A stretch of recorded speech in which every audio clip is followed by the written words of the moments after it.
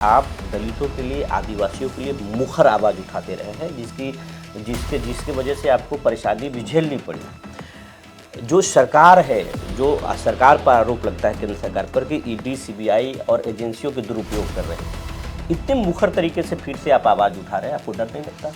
देखिए, ये जाग मारने के अलावा और क्या कर सकते हैं। जेल में रह करके तो हम आ चुके हैं।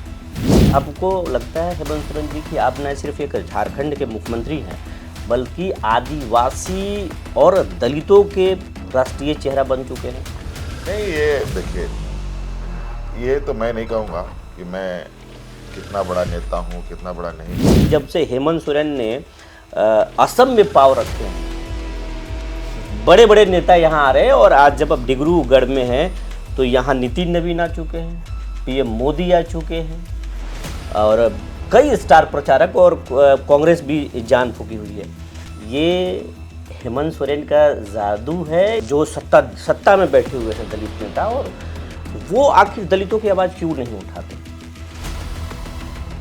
कई बड़े नेता हैं, नाम नहीं लेंगे, वो जैसे आप कहें तो चिराग पासवान जी हैं,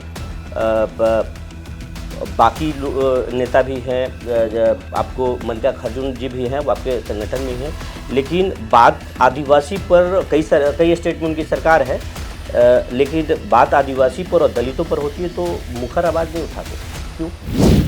हमारा रास्ता बिल्कुल स्पष्ट है। हमारा रास्ता, हमारा जो सफ़र है, आदिवासी, दलित, पिछड़े, अल्पसंख्यकों के गली से ही गुजरता है। आपको लगता है कि आने वाले दिनों में जो है वो आपकी हेमंता बनाम हेमंत की हो जाएगा लड़ाई?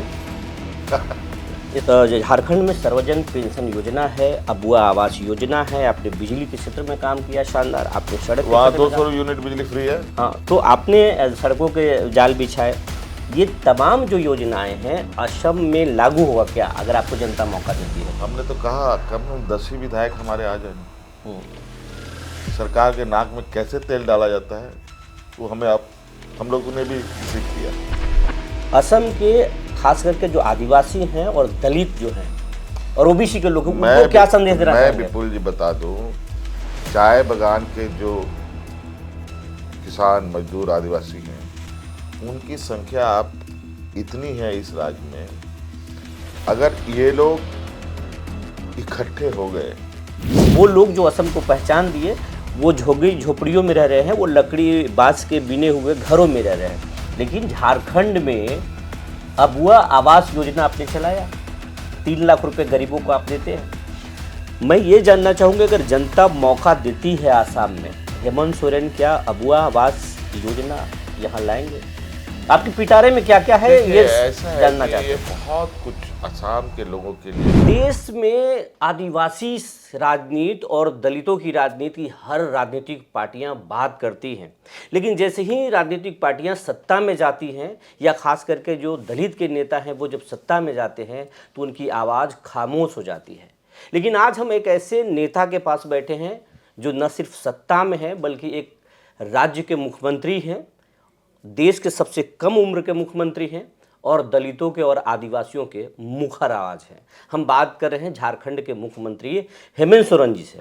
हेमंत सोरेन जी की पार्टी जो है असम में 17 सीटों पर ताल ठोक रही है। सर, बहुत बहुत स्वागत है सूर्य विहार चैनल में आपका। नमस्कार विपुल जी। सर, असम आए हैं आप, झारखंड को आपने बहुत कुछ दिया है, झारखंड को आपने बदला है, झारखंड के आधुनिक झारखंड के शिल्पकार भी आपको कहा जाता है हेमंत सोरेन को। असम आए हैं आप, 1500 किलोमीटर दूर आए हैं झारखंड से आप। क्या मैसेज है असम के लिए, क्या मैसेज है? देखिए विपुल जी, पहली बात तो झारखंड मुक्ति मोर्चा का या जेएमएम का पृष्ठभूमि को समझिए, और हमारी पृष्ठभूमि ही एक ऐसी है जहां हम आदिवासी, दलित, पिछड़ा, अल्पसंख्यक, किसान, मजदूरों की ही बात करते हैं, और उनके ही हक हकूक़ की लड़ाई हम लोगों ने या हमारे दल के अग्रणी नेताओं ने बहुत लंबे समय से संघर्ष किया। कहा जाए कि झारखंड मुक्ति मोर्चा को जन्म इन्हीं कमज़ोर वर्गों ने दिया। और आज वो जेएमएम नाम का एक झारखंड मुक्ति मोर्चा नाम का पार्टी आज हमारे झारखंड में तो लगभग घर घर में उसकी जड़ें पहुंच गई है। और आज वो जड़ कहीं ना कहीं दबे कुचले लोगों की, आदिवासियों की आवाज़, किसान, मजदूर, दलित, अल्पसंख्यकों की आवाज़ को ढूंढती रहती है। आपको लगता है हेमंत सोरेन जी कि आप न सिर्फ एक झारखंड के मुख्यमंत्री हैं, बल्कि आदिवासी और दलितों के राष्ट्रीय चेहरा बन चुके हैं?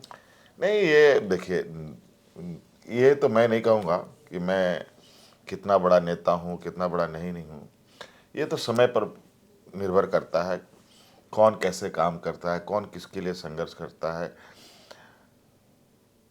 मेरा ये कहना है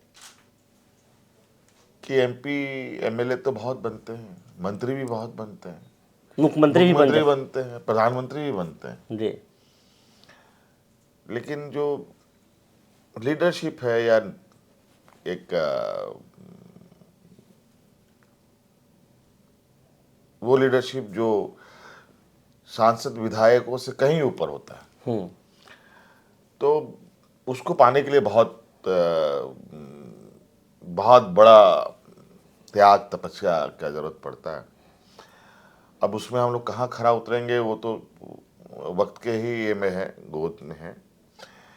और आज हम असम भी आए हैं, तो असम का लगाव जेएमएम का या हमारे आदरणीय गुरुजी का बहुत पुराना गुरु जी रहा का है। यहाँ भी विजन था। हाँ, बहुत पहले से रहा है। और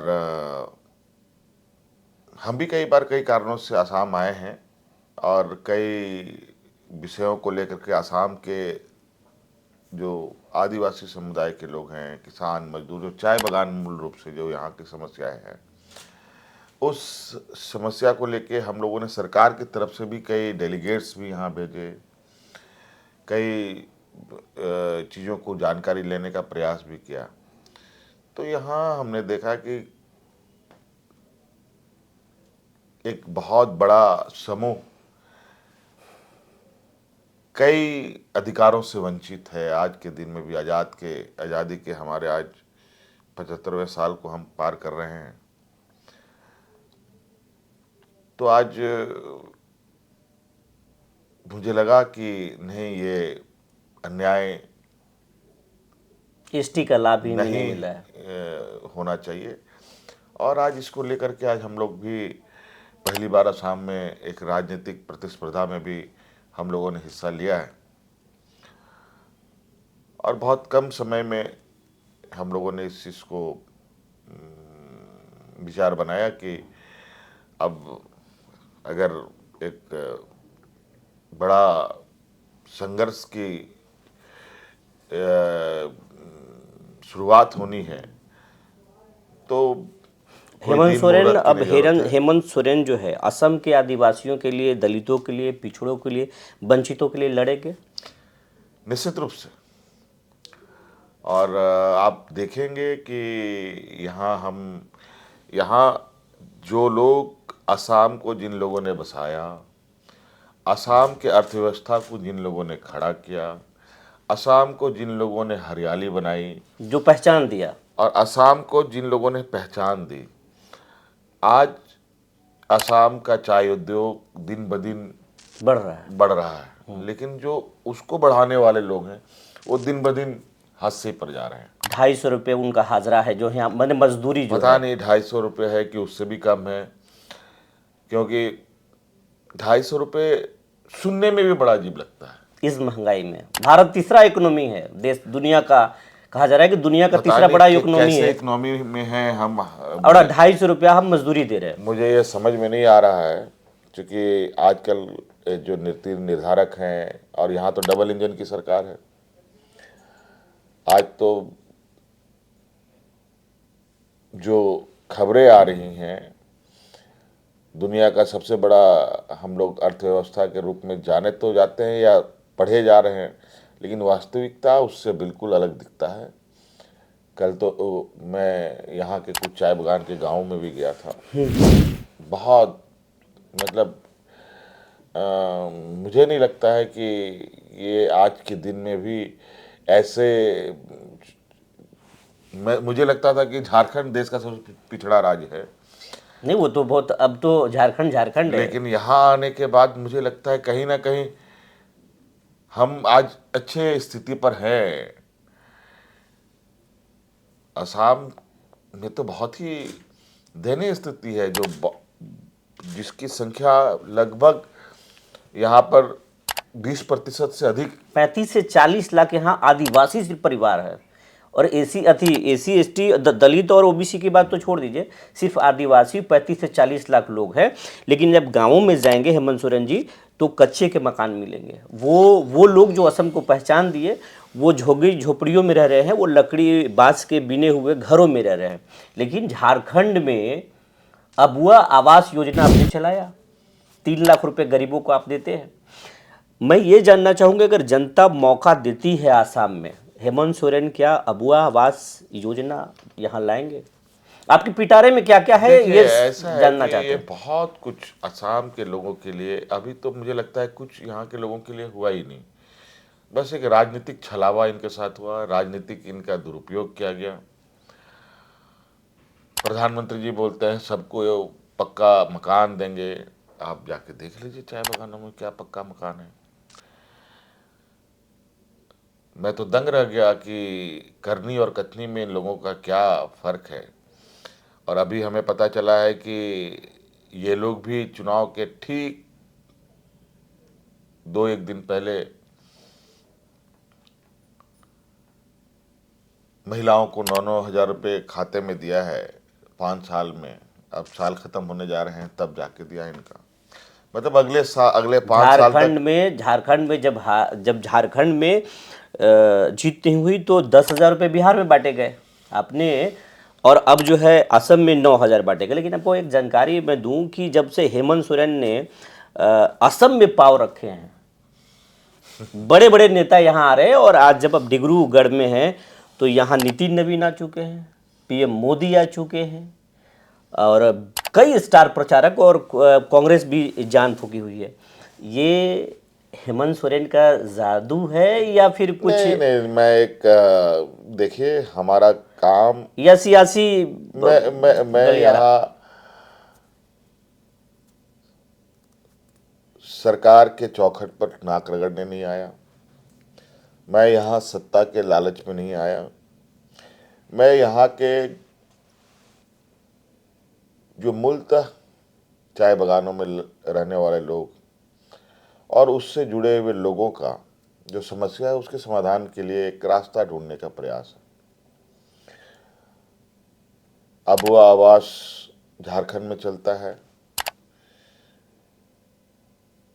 झारखंड के परिप्रेक्ष्य की बात है। अगर झारखंड के आदिवासी को मान सम्मान से रहने का अधिकार है तो असम के आदिवासियों को क्यों नहीं?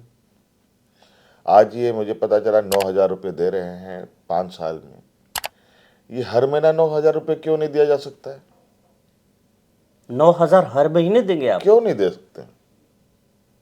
इकोनॉमी खराब हो जाएगा राज्य कैसे खराब होगा? कहा, किसने कहा कि खराब होगा? आज जो चाय बागान है, जिस चाय बागान में महीना अगर उनको जोड़ा जाए तो 7-7,500 रुपये बनता है। मैं आपको आश्वस्त करता हूँ कि यह 7-7,500 बढ़ करके 14 से 15,000 रुपये हो जाएंगे। 15,000 हो जाएंगे अगर जनता मौका दे तो? आराम से। ये बातें रिकॉर्ड हो रही कैमरे में। अगर आप यहाँ आए, मैं बताता हूँ, और पूरा नहीं किया तो फिर ये इंटरव्यू में दोबारा दिखाऊंगा। आप एक बात बताइए, आपको झारखंड में पता होगा मैया सम्मान योजना हम देते हैं। बिल्कुल, 2,500 रुपये देते हैं आप। ऐसा तो नहीं कि मेरा जेब में नोट छापने की मशीन है, मैं भी कहीं से आर्थिक संसाधनों को जुगाड़ करता हूँ, अपने राज्य के आंतरिक संसाधनों के साथ तालमेल बनाते हुए। वहाँ माइंस है, यहाँ माइंस नहीं है। तो यहाँ चाय बागान है।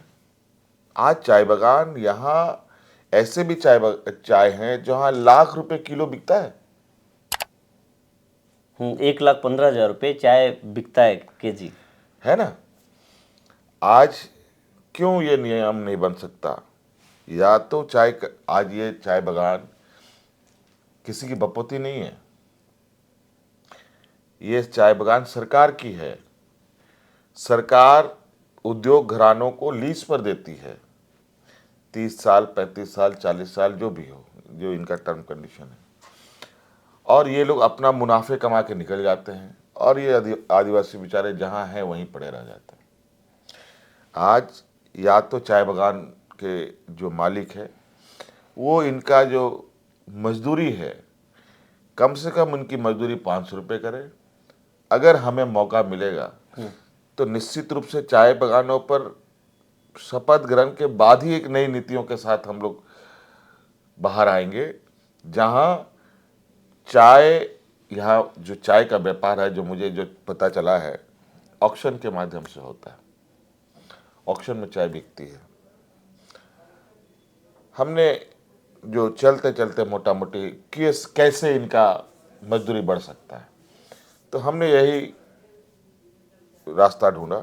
आराम से निकाला जा सकता है, या तो मालिक वेजेस बढ़ाए, या फिर हम ऐसी व्यवस्था करेंगे कि जो भी चाय ऑक्शन होंगे, जो 250 रुपये से अधिक किलो के जो चाय बिकेंगे, उसमें 50% का प्रीमियम लगा देंगे, और वो प्रीमियम मजदूरों में बढ़ जाएगा। बड़ी घोषणा कर रहे हैं आप, कैमरे पे बड़ी घोषणा हो रही है कि हम सरकार में मैं बता रहा हूं आज हम कैसे अपने रेवेन्यू जनरेट करते हैं। जब हम संसाधन जनरेट करेंगे तभी हम दे पाएंगे। और केंद्र सरकार, आज तो यहां डबल इंजन की सरकार है। आज बिहार में जिस तरीके से रातों रात जो इन लोगों ने चुनाव जीतने का एक तरीका ढूंढ लिया कि पैसा बांटो और चुनाव जीतो। आज देखिए लगभग 2 साल होने जा रहे हैं, हमारे यहाँ तो कोई महीना ऐसा नहीं गया कि किसी को महिलाओं के खाते में ना गया हो पैसा। कहाँ खराब हुई हमारी अर्थव्यवस्था। लेकिन आज बिहार में देखिए, अचानक अब उनको कल को तनख्वाह देने की स्थिति, कोलैप्स हो रहा सिस्टम। लेकिन हाँ, केंद्र सरकार है, हमारी योजना काट करके बिहार को दे देगी, बंगाल के की योजना काट के बिहार को दे देगी। छोटे 2-3 क्वेश्चन करेंगे कि एक चीज़ ये जानना चाहेंगे कि आप दलितों के लिए, आदिवासियों के लिए मुखर आवाज़ उठाते रहे हैं, जिसके वजह से आपको परेशानी भी झेलनी पड़ी। जो सरकार है, जो सरकार पर आरोप लगता है केंद्र सरकार पर कि ईडी, सीबीआई और एजेंसियों के दुरुपयोग कर रही है, इतने मुखर तरीके से फिर से आप आवाज़ उठा रहे हैं, आपको डर नहीं लगता? अच्छा, ये जान मारने के अलावा और क्या कर सकते हैं? जेल में रह करके तो हम आ चुके, और इनके करतूतों का पर्दाफाश भी हुआ। इसके आगे और क्या होता है? दलित जो देश में जो नेता हैं, जो बड़े नेता हैं, जो सत्ता में बैठे हुए हैं दलित नेता, और वो आखिर दलितों की आवाज़ क्यों नहीं उठाते? कई बड़े नेता हैं, नाम नहीं लेंगे, वो जैसे आप कहें तो चिराग पासवान जी हैं, बाकी नेता भी हैं, आपको मल्लिकार्जुन खरगे जी भी हैं, वो आपके संगठन में हैं, लेकिन बात आदिवासी पर कई स्टेट में उनकी सरकार है, लेकिन बात आदिवासी पर और दलितों पर होती है तो मुखर आवाज़ नहीं उठाते, क्यों? देखिए, और हेमंत सोरेन उठाते हैं। ये इसलिए है कि हम लोगों का लक्ष्य और हम लोग का जो रास्ता है, हमारा रास्ता बिल्कुल स्पष्ट है। हमारा रास्ता, हमारा जो सफ़र है, आदिवासी, दलित, पिछड़े, अल्पसंख्यकों के गली से ही गुजरता है। हमारे कोई रास्ते ऐसे नहीं है जहां हम और अलग अलग हम समूह है उनके रास्ते से मेरा सफ़र चलता। 2 सवाल। झारखंड में सर्वजन पेंशन योजना है, अबुआ आवास योजना है, आपने बिजली के क्षेत्र में काम किया शानदार, आपने सड़क वहाँ 200 यूनिट बिजली फ्री है। हाँ, तो आपने सड़कों के जाल बिछाए। ये तमाम जो योजनाएं हैं असम में लागू होगा क्या अगर आपको जनता मौका देती है तो? हमने तो कहा कम से कम 10 ही विधायक हमारे आ जाए ना। सरकार के नाक में कैसे तेल डाला जाता है वो हम लोगों ने भी सीख लिया। असम के खास करके जो आदिवासी हैं और दलित जो हैं और ओबीसी के लोग हैं, मैं उनको क्या संदेश देना मैं चाहेंगे? विपुल जी बता दूं, चाय बगान के जो किसान मजदूर आदिवासी हैं उनकी संख्या आप इतनी है इस राज्य में, अगर ये लोग इकट्ठे हो गए तो सरकार को जब चाहो उठो जब चाहो बैठा सकते हैं। आपको लगता है कि आने वाले दिनों में जो है वो आपकी हेमंता बनाम हेमंत की हो जाएगा लड़ाई? इसको आप बनाना चाहते हैं? देखिए मैंने तो ऐसा और कभी, लोग तो कह रहे हैं आपके आने के बाद, वो लोग बोल रहे हैं कि हेमंता और हेमंत की लड़ाई है। तो हमने तो ये तो यहाँ के मुख्यमंत्री जानते होंगे ज़्यादा बेहतर, क्योंकि वो उन्होंने तो पहले झारखंड में उन्हीं का दौरा रहा है, हम तो नहीं है, इधर आए थे।